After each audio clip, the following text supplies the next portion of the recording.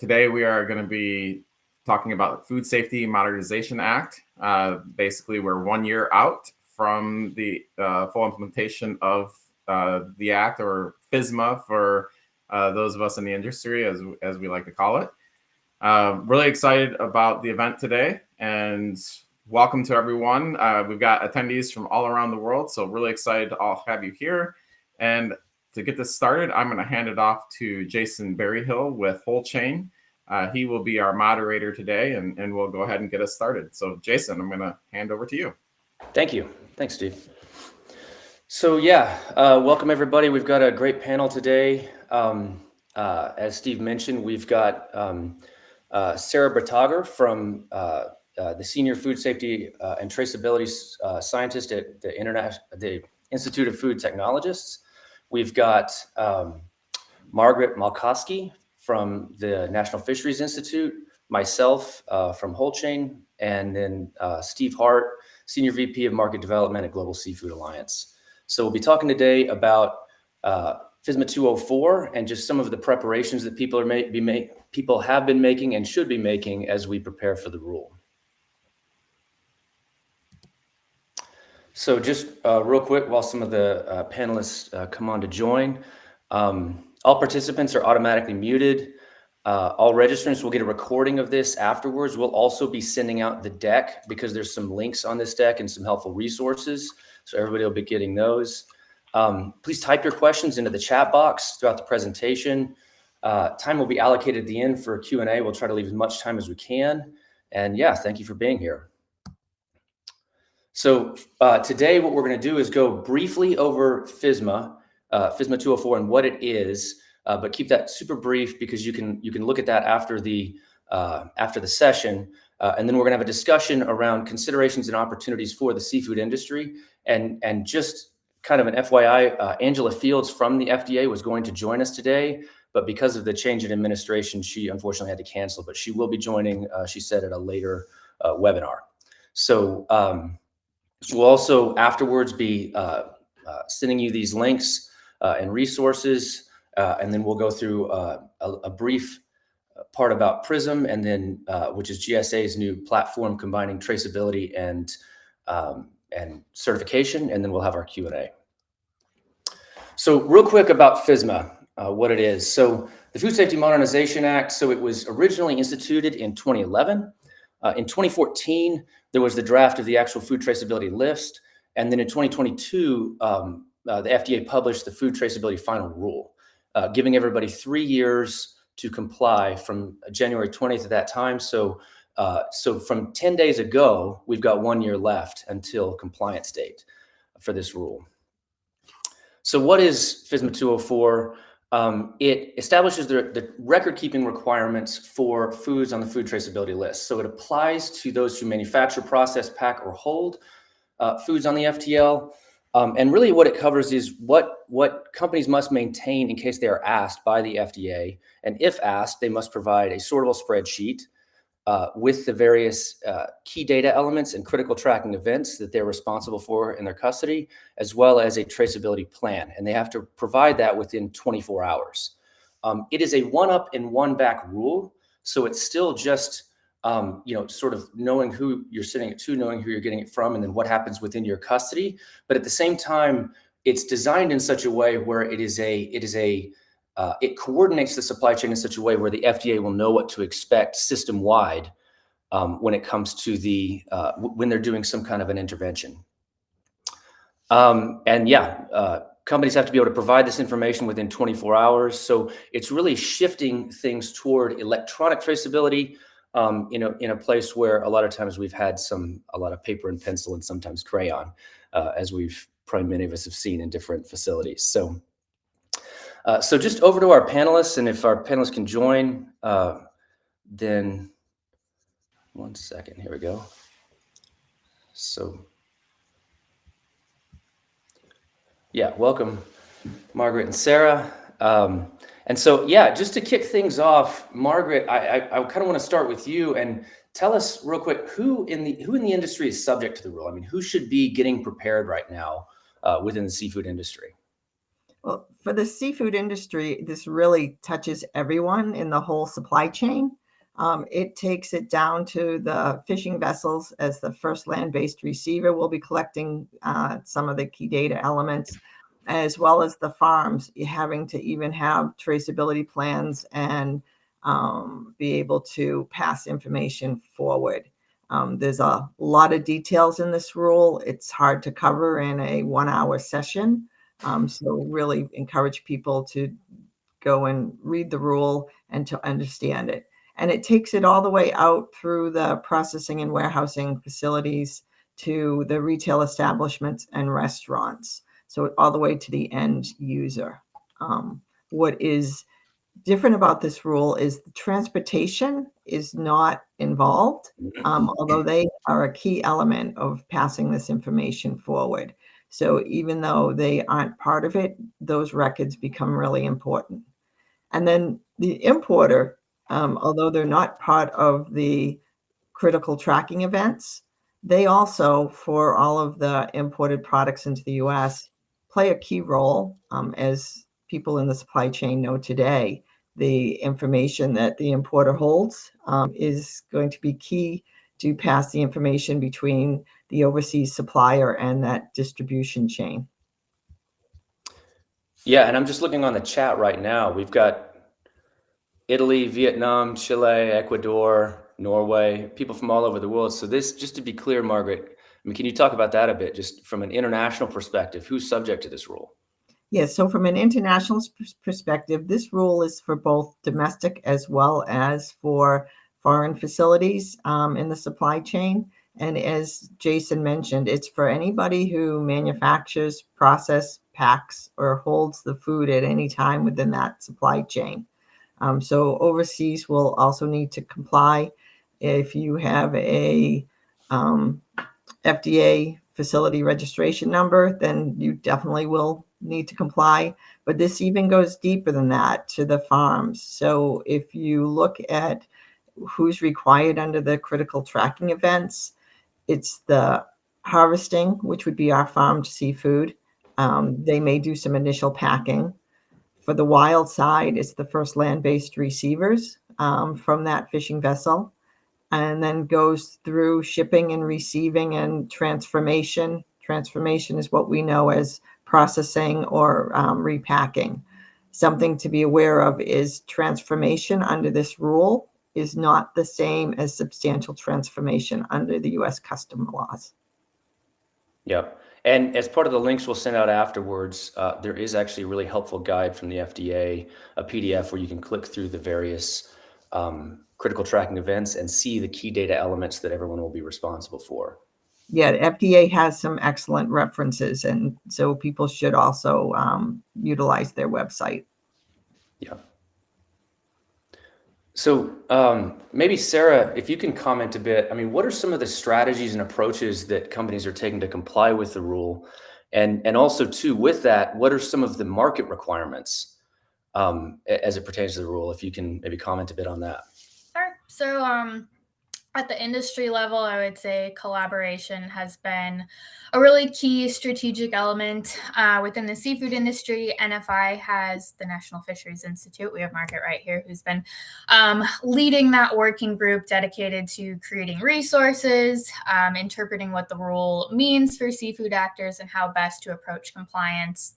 And there's been really similar collaborative efforts across different commodity-centric or sector-specific organizations like those in produce, food service, as well as standard-setting organizations like GS1. But getting a little bit more granular at the individual company level, and this kind of gets into the market requirements, we're seeing I would call it a blanket compliance approach, especially among retailers. We've seen, some major retailers have informed suppliers that they expect all products to comply with the traceability rule, not just those on the traceability list. And that's, I think, caused a lot of stress across the food industry. I work with some cheese producers lately who are pretty displeased. But as someone who used to manage a traceability program in a manufacturing facility, I think long term it will be a lot easier to manage products under a single program. Like I personally can't imagine training my dock receiving workers to look at the food traceability list, figure out which of the 100 SKUs they're receiving in that 5 minutes are on the list, and then like decide whether or not they need to find the traceability lot code. I think that just makes everything more difficult. So even though, implementation is going to be really daunting, long term, I do feel like it will be easier to manage all those products. And I think the other strategy we're seeing is just technology investment or updates for those who already have technology, making sure that the data elements required by the rule can be collected, can be accessed, and for those that have been working mostly on paper, starting to invest in technology solutions, because although the rule doesn't require anyone to use a traceability solution, it does require you to provide data to the FDA within 24 hours of request, which is really hard to do if you don't already have that data digitized. Yeah. Well, I mean, you mentioned people at the receiving step. I mean, when you think about it, without proper processes in place or systems, you're right. That, I mean, they're just kind of having to read the rule on the fly. That's not really going to happen. And so they really do have to have that. These are things that have to be planned for sure, right? I mean, can you talk about that? Any just kind of what you're seeing in the marketplace in terms of what some of the planning is? I think a lot of the planning we've seen, people generally tend to start with a gap analysis. I think a number of companies are finding that they're already collecting a lot of the data associated with this rule, like, product identification. Most people know what products are coming in and who they're getting from. I think a lot more planning and preparation is happening around those newer data elements, like the traceability lot code, for example.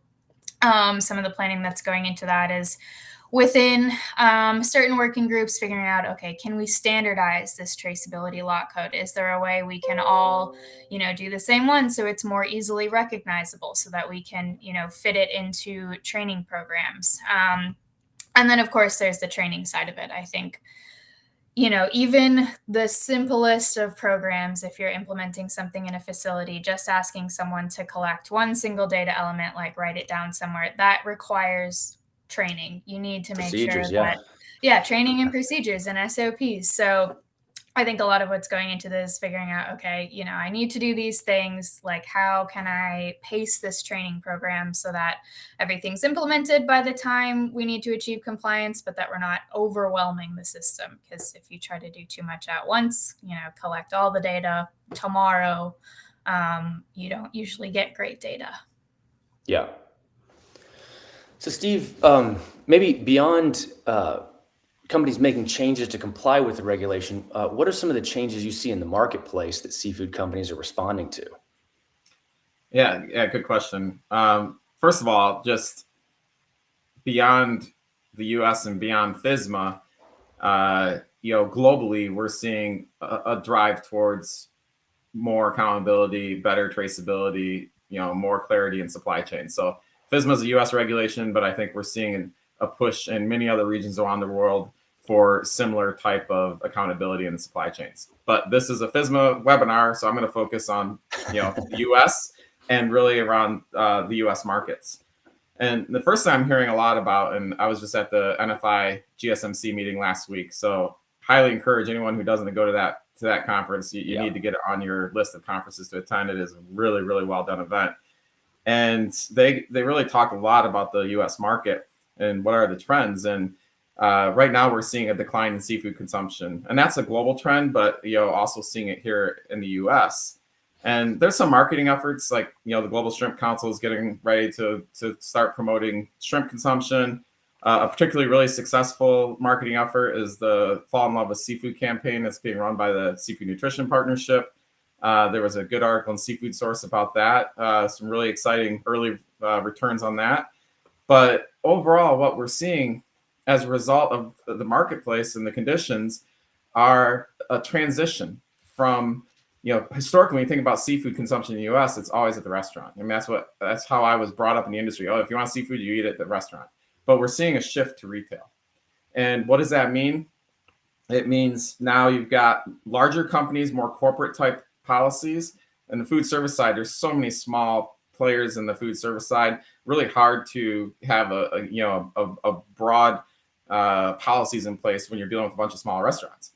If you shift consumption to retail, now you're seeing these really large, in many cases, global retailers who have much stricter policies. So that's something that the seafood industry is going to have to be thinking about as they're transitioning more towards supplying those retailers. Well, we're going to have to meet those retailers' requirements, and FSMA being a part of that. Beyond just kind of those traceability components, obviously 2024 brought the social component into all of this, and we heard about some human rights activities that needed to be addressed. And that's all part of, all the retailers are really concerned about that and want to address those issues. All that is leading to, we need greater transparency. And it ties back into what Sarah was just saying. Technology is going to play a big role in that. And not just on the traceability side, but, beyond the traceability side, how are you reporting what's happening in your supply chain? How what KDs are out there that retailers are really going to want to see and be able to measure over time. That's all going to be done through digital traceability and technology. Well, and I think something that the company should be aware of is there's the rule and there's compliance to the rule, but then there's the marketplace, which maybe has different expectations and requirements. And sometimes there's nuanced differences of what your trading partners are going to expect from you because of their systems. And so, for example, many of the companies here might be getting letters about, specific system requirements that might actually exceed the rule. In fact, oftentimes we find they do in nuanced ways. And so just because you have compliance to the rule doesn't mean that you're satisfying the needs of a large retailer or a large food service operator. And similarly, I would say one thing that we're seeing across the board is labeling. Pretty much everybody is updating their labeling requirements inbound. And so we're seeing different requests for things that people haven't seen before. I think a lot of people have seen GS1 128 barcodes, but it was kind of a smaller thing. Now it's pretty almost ubiquitous. And then you're also seeing some ask for things like GS1 data matrix barcodes, which looks kind of like a QR code. And again, people are just getting these new requests because of the responses to FSMA, which are not strictly the rule. But if your big buyer's asking for it, that became the rule. And that's an important thing to note. Yeah, one thing I'd add to that, Jason, is for a lot of companies out there, some of the bigger, more vertically integrated companies, they have their own IT departments. They can develop the technology internally. But for most seafood companies, that's not the case. They really need to identify the right technology partner to work with to help them comply with all these regulations. That to me is like a really important thing that if I was a seafood company owner, I would be really out there looking, who is my technology partner that's going to help me through this? Because there's so many rules out there and they're really hard to understand. And a lot of it, even at my learning curve, trying to figure out all of the acronyms that come into this, it's so challenging. So really getting the right people out there to help you get through this. Yeah. And by the way, on a later webinar series, just for everybody's benefit, we're talking about market expectations and also effectively going to put out an acronym dictionary because it really requires it. So we'll be putting that out at a later time. But maybe, Margaret, what would some advice be that you'd give to seafood companies in their preparation, where they're sitting right now? Sarah mentioned, that gap analysis. Doing a mapping exercise, it can be very eye-opening for companies to see what information is actually being collected and passed forward. One of the lessons learned we've had with working with companies is it's often a corporate address. And if you're using co-manufacturers, this rule requires the traceability lot code source to be actually who makes the product. So you need to look at what information you're collecting and are you passing forward that specific entity that actually manufactured the product. The FDA does allow you to use the different options besides identifying the address of your co-manufacturers. You could use the food facility registration number, for example. I've even seen some suggestions where you can use a BAP number, because that's used on packaging today and is tracked through your paperwork. But really the collaboration part is key. Understanding what your requirements are and can you collect the information that the step prior to you, one step back, is handing to you? Can your computers or your systems talk? systemizing is really what I think the emphasis of this webinar should be, is that, we don't think a lot of times about what information passes forward in the bill of ladings and other communications that occur. You've got to go back to those basic systems and now add in these extra elements. So that cross-functional team within your company is really important, because the knowledge is not just within your quality department or just your logistics. You've got to pull all these pieces together. Jason also mentioned that you're not just doing traceability for FDA. You could have other elements for customer requirements that need to be passed forward. So to incorporate everything into your system, and to understand what information is required by whom. And then, another advice is utilize your trade associations. I'll give a shameless plug. NFI has been creating resources for the seafood industry. Our board of directors early on knew that this has to be a all-encompassed effort within the seafood industry. Yeah. So there are resources available on the NFI website, which is aboutseafood.com, under the resource section, that will give you summaries of the rule.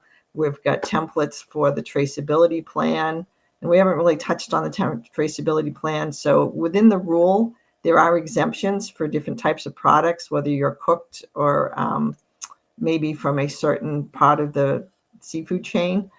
Those exemptions may be going away, as Sarah said, because some of the big retailers are asking for the information to be passed in, because it's hard for them to identify if you're on the food traceability list, especially since ingredients also count. So if you're on the food traceability list and you're a minor ingredient in an item, that still puts you within this rule. So really just looking deep into your systems, because it's going to take you longer than you think it will. Putting together these systems is definitely very time consuming, and you'll have conflicts with other internal company initiatives. And then really probably the next advice is share what you're doing, one step up, one step back. As these digitalized systems are being offered, if that's an option within your company to explore, you want to make sure that you're not purchasing many of these different systems. So the Global Dialogue of Seafood Traceability has come up with sets of standards for how product information is standardized. A good example is that I'm speaking English, and that may not be your native language.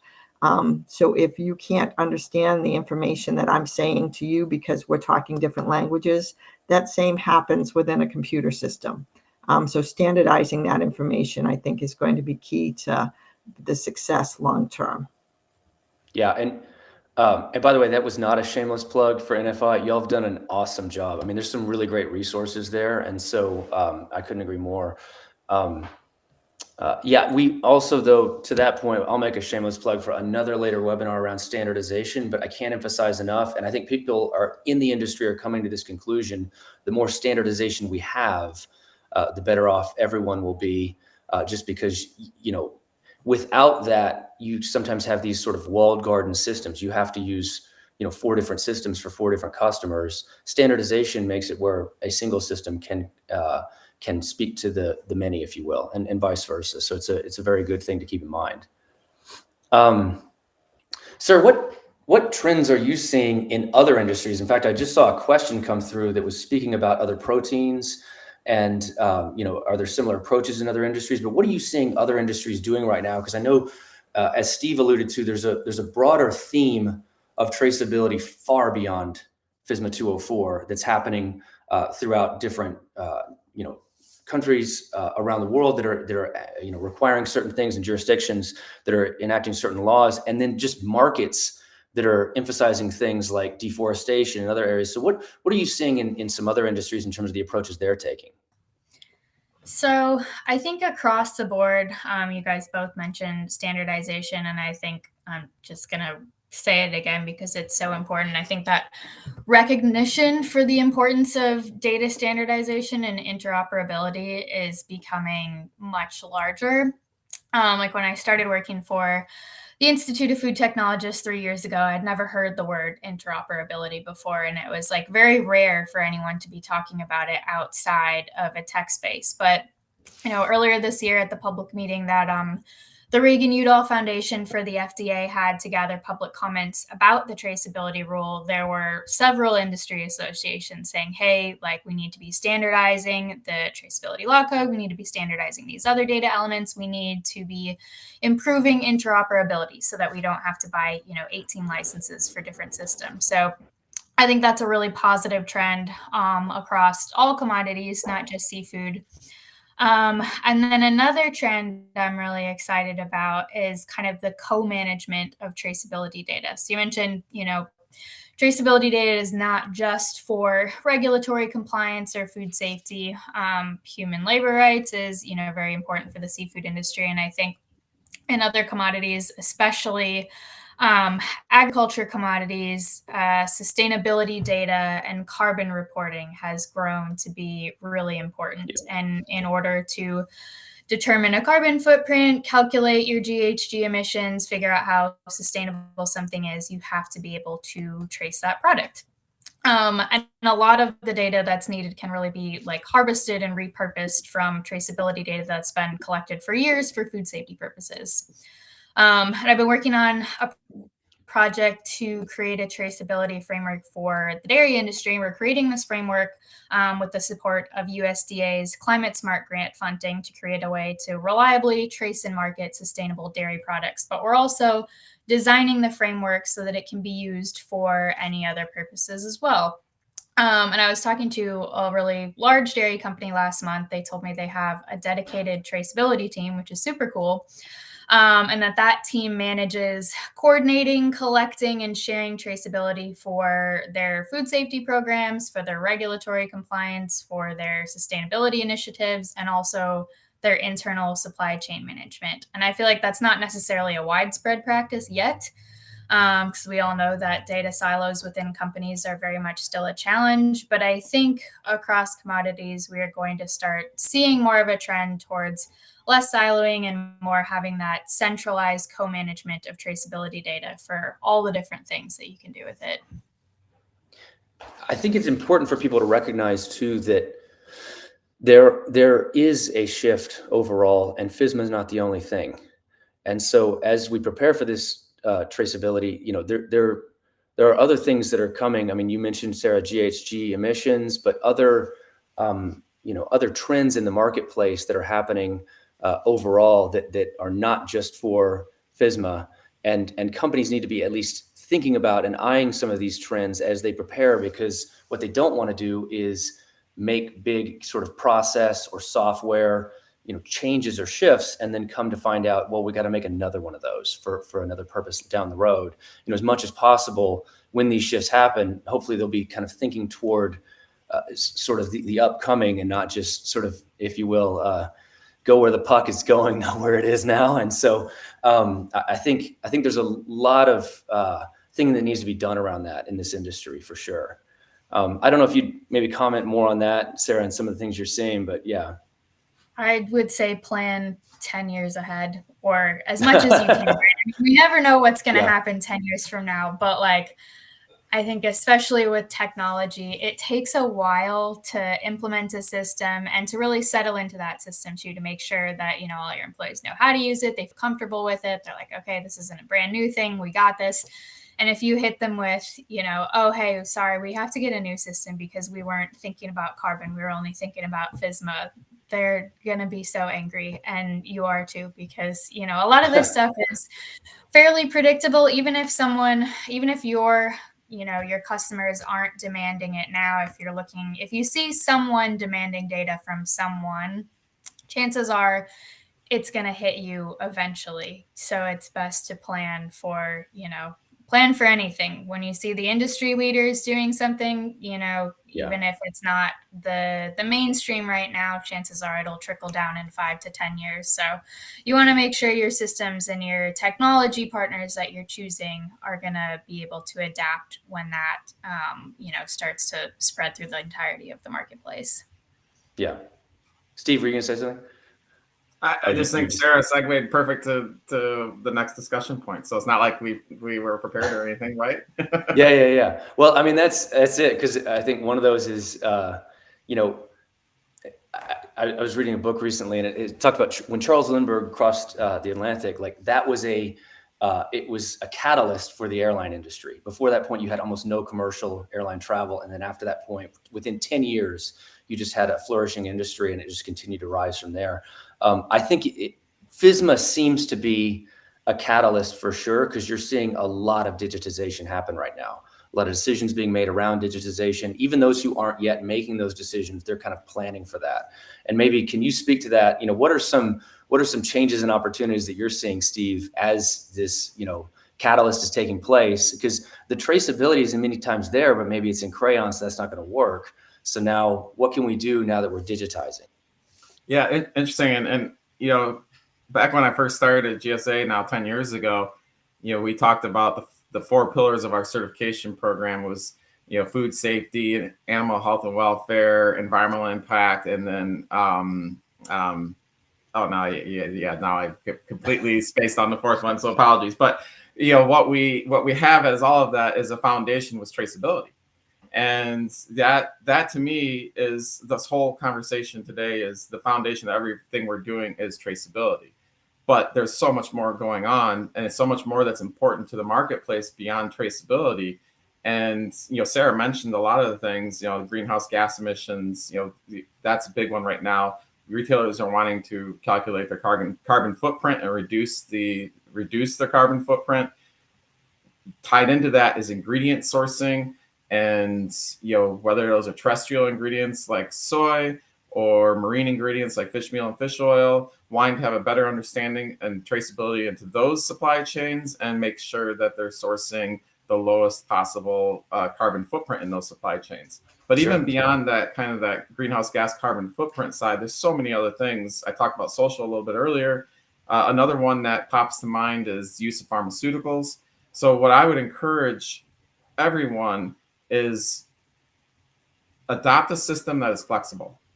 And yes, you need to be able to report that traceability component in your system, but you also need to have flexibility so that as whoever you're selling to, as they come back and they have those certain data elements they want to collect and be able to report on, you've got a system that's flexible enough to go ahead and report that back to them. And I saw a question from Tony about small producer engagement. I want to make sure we get time to get to the question, so I'm going to make this last part really quick here. But you know, right now the technology is probably, and Jason can speak this better than I can, the technology is really good from the processing plant to the end market.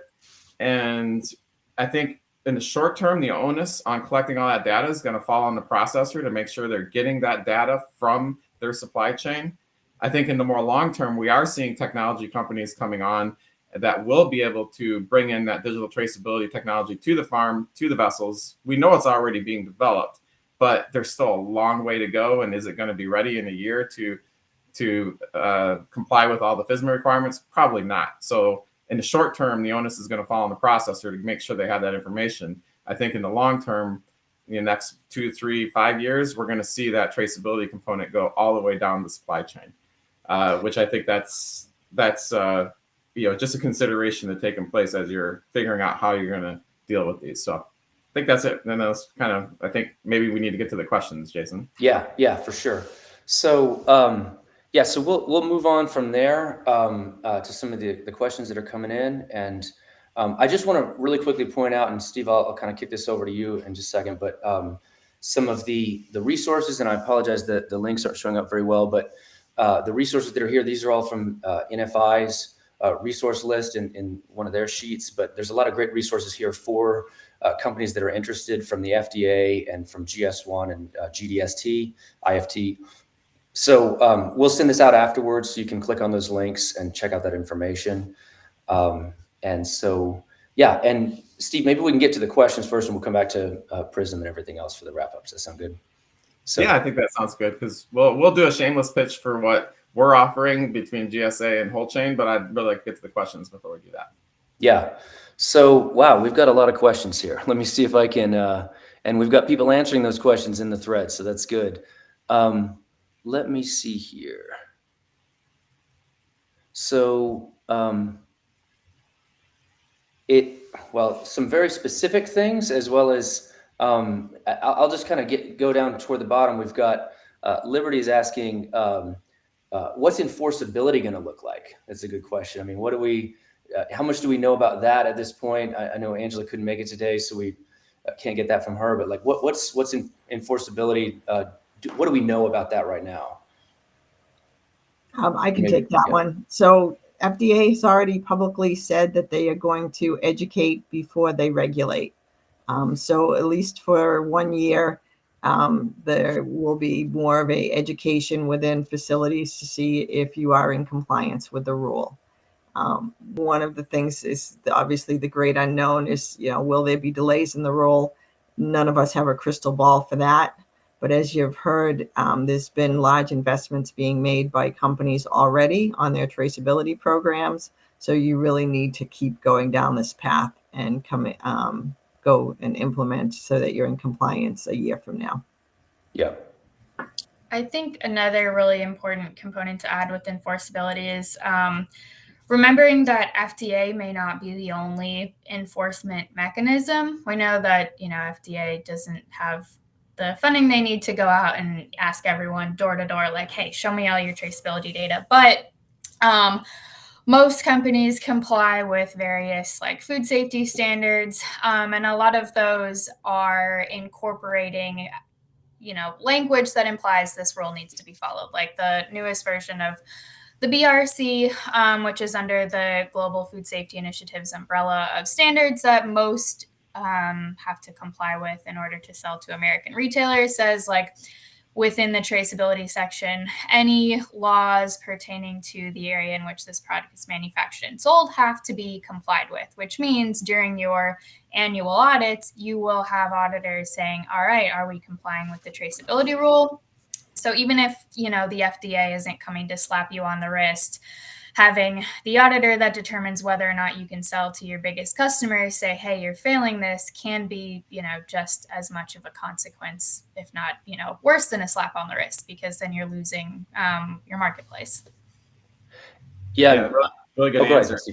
Ahead. And I think the only thing I would add to that is, okay, two quick perspectives. I don't represent the retail side, but I work very closely with them. And I think the good news is they want to work with their supply chains and help them get to compliance. They're not going to be like, go do it right now, or we're not going to buy from you. They're going to work through that, and they have patience. So I think, I like I said, I don't speak for the retailers, but I feel pretty confident in making that statement. The second thing I would just add, as a standard owner, currently traceability for almost all standards is chain of custody, one up, one down auditing. I think as we move into the future, we're going to see more requirements built in around digital traceability. As I mentioned earlier, technology-wise, we're just not there yet for those small producers. But I think that technology is going to develop rapidly. And as that technology develops, all of the standards are going to develop along with that. And that type of technology is going to go from a nice to have to a must have to comply with standards. So I see that as kind of long term where this is going. Yeah, and I want to just say something too on what does enforceability look like. I would say it doesn't necessarily even look like the FDA. It looks like the compliance team at a large retailer or a large food service operator. And I think people in the seafood industry need to recognize this is not a seafood only rule. So the compliance team is looking across all matters. And they're just saying, are people compliant? And so you might be dealing with kind of the seafood category, but their compliance team is a different department, and they're having to manage that inbound for their own compliance. And so, I think that's a very important point, because I think one question that is kind of in the room right now, or, that people are wondering is, will this get delayed? And will it get delayed? I couldn't say, but I can say that, the question we should be asking is, if it did, will those large retailers, large food service operators, et cetera, will they delay their plans? Because if they don't, then that's what enforcement looks like. And that's what people need to be preparing for is the marketplace, not just the rule itself. Okay, sorry, I just had a question here. And so 1 second. Sorry, my questions keep moving. Let's see. So we're a processing factory of frozen seafood preparation. Could you indicate to us what digital, I guess some digital traceability technology partners. And I think we'll probably send those out in the links as well. But I mean, I don't know if anyone wants to take that one as well. Maybe no one can. So one thing I would say, go ahead, Margaret. Obviously, whole chain is an option, but beyond that, your computer systems may be able to do this internally. So this is where that cross-functional team within your company is so important. You need to look at this as a executive down, entire company involvement, because there are larger companies today that are able to move information electronically through EDI systems or other ways. We've used a lot of acronyms. Advanced ship notices, which is known as an ASN, is one way to transfer information. So you may or may not need to go to a third-party technology partner. That's one of the first questions you have to ask internally. And then if you do, because it's easier to outsource versus changing a computer system within your own facility, then there are many options out there that you can explore even just by Googling, or, people can give you references. And I think Kevin from GDST, the Global Dialogue for Seafood Traceability, I believe he may have provided a link in the chat that has technology providers there as well, because obviously we work with whole chain, there's Trace Register, there's others, but they would be, GDST is kind of that platform for keeping track of those.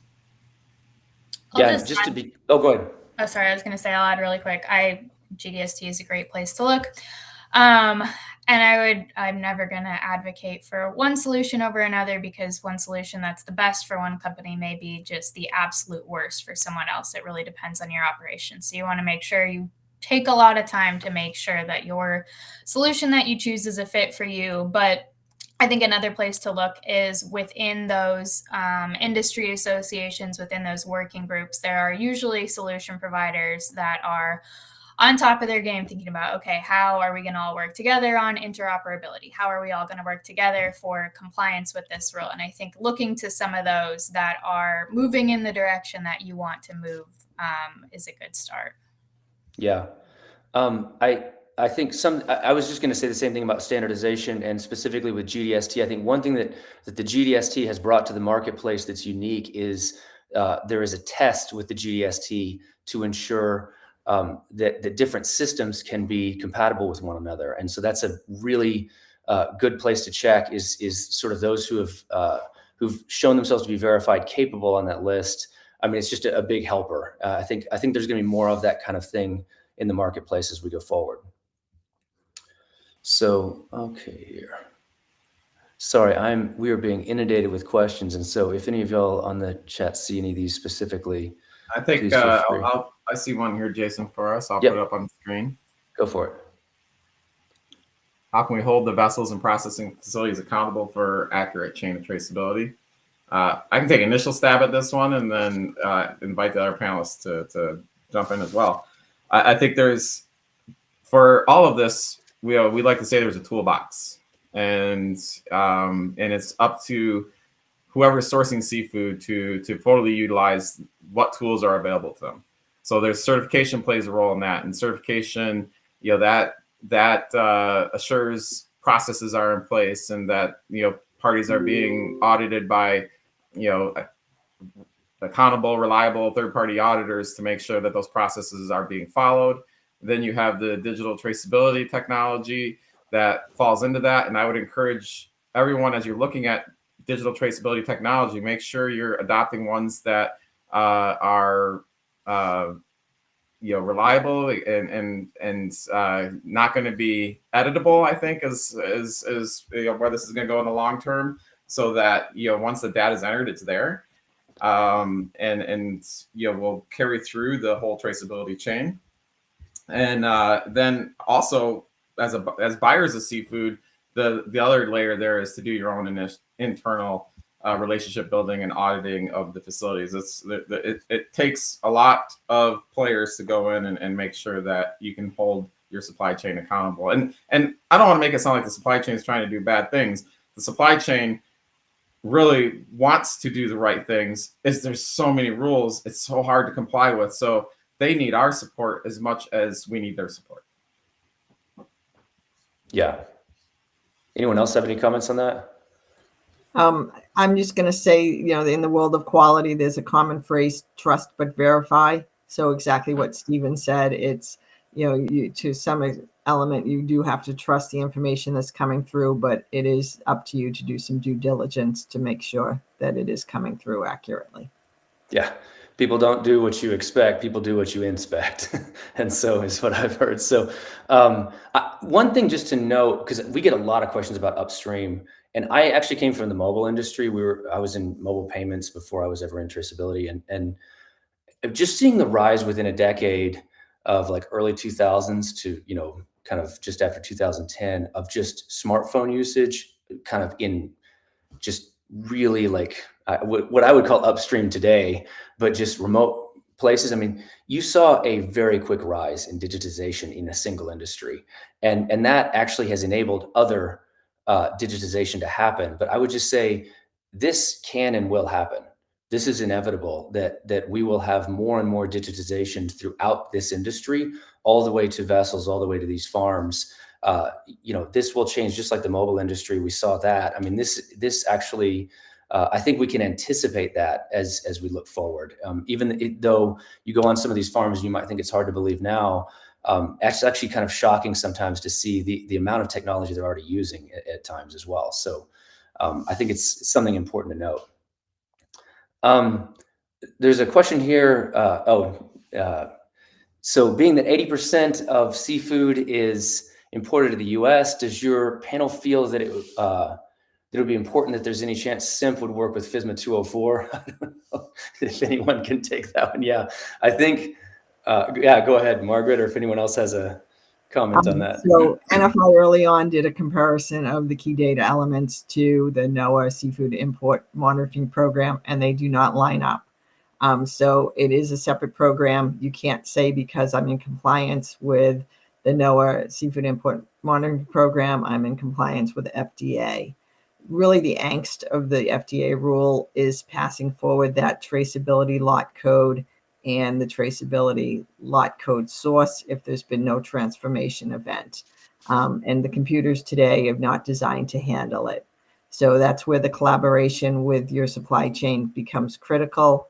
There is the ability for linkage to an internal lot number if you've got agreements with your, say, importer, as an example, who may hold the traceability lot code source and traceability lot code number that then can be passed forward to the customer. If you're a cold storage, because you've never had that information, the importer would be providing it directly through their ASNs.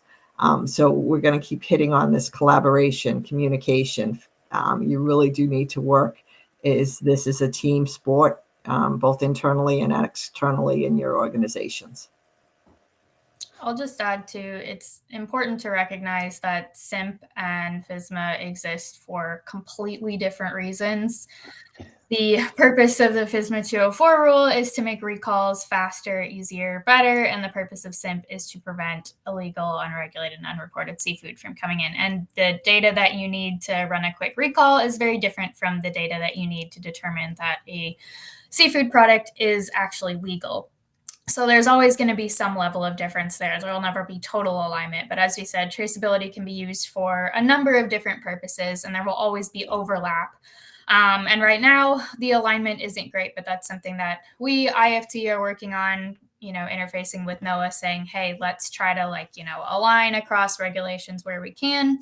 As well as something that I think a lot of industry associations are working on too. So if you are part of an association or have the opportunity to interface with your regulators, let them know as SIMP is being considered for updates and revisions, hey, we would like what we can have aligned to be aligned with these other regulations to make it easier.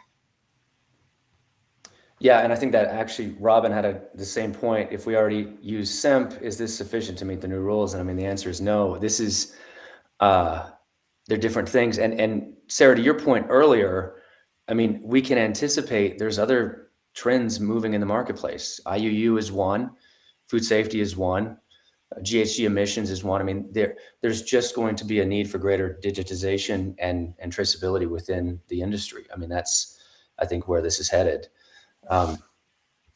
Jason, so, I think we could maybe take one more question before we need to wrap up. And there's one that's kind of up there a couple times, so go for it. Maybe one of us can take this one. Does the rule apply to seafood byproducts, whether intended for human or other? Now, someone did answer that pet food is not part of it, but then the person who asked the question, Richard, followed up and said, yes, understood, but what about byproducts that make up a lot of the incoming seafood? And not sure if anyone can answer that. I will say that on the human side, again, the question isn't so much the rule, in my opinion. It's going to come down to your buyer and what they're requiring. And I think you're going to find they are, in many cases, requiring that. But beyond that, we work with a very large pet care company. And I mean, they're also wanting traceability. So for different reasons, and it's not under the rule. And so it's just something to consider. And, in general, even byproducts, Sarah and I are working on a project in a different industry where the byproduct is the focal point in that industry because of certain regulations around deforestation. So, it's something to keep in mind that I don't think byproducts from a regulatory perspective might be one answer, but from a market perspective might be a very different answer. Yeah, I would agree with that. It all just depends on what your customer is asking for. And I think it is good to mention too, that a lot of companies that are producing byproducts are also those that are producing, ready for consumer products. And they want to have everything under one system. I used to work in a meat processing plant that had like RTC that got sold to retailers as well as pet food. And we managed everything under the same system because it was just like a nightmare to do otherwise. So yeah, less regulatory, more what everyone is going to ask you for. Well, thank you to the panel here. And Steve, I'm going to turn it over to you now. But thanks everyone for being here. I know the industry appreciates your perspective. So really big, we're very grateful. Yeah, thank you, Margaret, Sarah, and Jason. Really appreciate it. And thank you to all the attendees and the fantastic questions that we received. If we could get the slides back up on screen. We will send this out to everyone. Thank you to NFI for putting together those links, and you will get those in the email, so you'll be able to go and follow those. Really quick, just want to kind of talk about what we discussed earlier. And again, there are other technology providers out there. So this is just one option that's available in that toolbox we discussed. But we have a partnership with Whole Chain, and we have launched what is called Prism. We announced that late last year, and now we're getting out and fully engaging with the marketplace on that.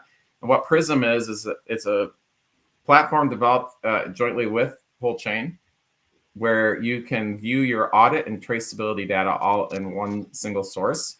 And it has the flexibility, as we discussed earlier, to report other KDEs that may be important to within your supply chain. And the requirement to feed traceability information into Prism is basically just to be GDST, GS1 compliant. And there were some of those acronyms that on there that we will be addressing in the future. It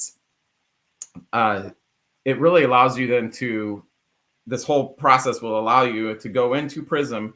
You can visualize your traceability, and you actually can see your supply chains and see where lots come together, where lots, where they get separated. You can visualize all of that. And you'll also then be able to go through and view audit data in your supply chain. Your suppliers give you permissions to view the audit data. And once you have that, you're able to go through and look at the things that are important to you as if you're a buyer or if you're a supplier, and want to be able to show, okay, this is what we're doing to provide assurance to the buyers out there. As part of our work with Whole Chain, we have a 25% discount that is offered to anyone who wants to implement Whole Chain as their technology provider. you just use the GSA 25 code when you contact Full Chain, and there's a link there to learn more about how to access Prism and how we can connect you. So just kind of in closing, we do have a series of upcoming webinars that we mentioned briefly earlier. There's all 4 of these. You'll see these in the deck when we send these to you. You can screenshot it now if you want and get these on your calendar. There will be invitations going out for these, but you can see we're kind of covering the whole traceability spectrum. And as I said earlier, traceability is that foundation. I was talking about the 4 pillars of food safety, social responsibility, environmental, and animal health and welfare. And that time I remembered all 4, but that foundation is traceability, and that's really going to wrap up everything. And it's going to be more critical as you move into the future. So I think these webinars are really relevant for you, and we hope that you're able to attend and learn a lot from them. So with that, I think we're going to wrap up, and thank you again for everyone. Thank you for the great questions. Sorry we couldn't get to all of them, but we do have a limit on time. Feel free to reach out to myself or Jason, and we will figure out who the right person is to answer your questions for those of you who we weren't able to get to during the actual live webinar. So thank you, and have a good rest of your day, everybody.